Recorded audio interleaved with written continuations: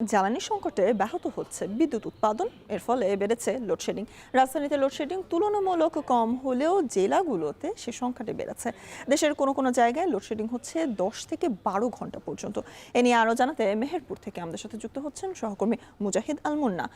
মুন্না, বিভিন্ন জেলায় আমরা দেখেছি 1 ঘন্টা পর পর বা 1.5 ঘন্টা পর পর লোডশেডিং হচ্ছে। মেহেরপুরের অবস্থা কি আমাদের জানাবেন?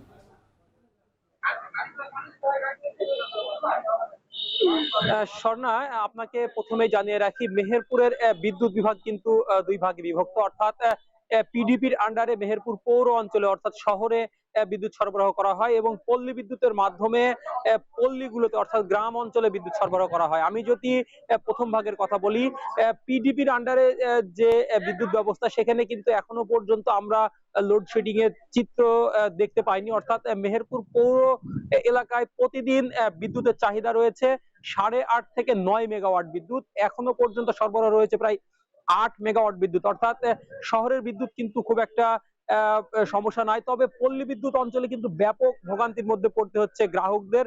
বিশেষ করে যারা সেচের সেচ কার্যে বিদ্যুৎ ব্যবহৃত হয়, এছাড়াও বিভিন্ন মিল কল কারখানা চলতে কিন্তু বিদ্যুতের প্রয়োজন হয় পল্লী বিদ্যুৎ অঞ্চলে।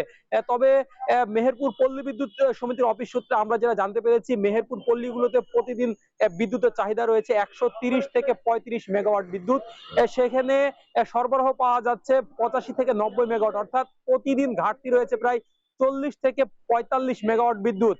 তাই প্রতি 1 ঘন্টা পর পরই কিন্তু লোডশেডিং যাচ্ছে এবং আধ ঘন্টা থেকে 40 মিনিট পর্যন্ত লোডশেডিং থাকছে। এছাড়াও বিদ্যুতের কারণে কিন্তু সেচ দেওয়াতে ব্যাহত সৃষ্টি হচ্ছে কৃষকদের। তো স্বর্ণা, এই ছিল আমার কাছে মেহেরপুর থেকে বিদ্যুৎ পরিস্থিতির সর্বশেষ।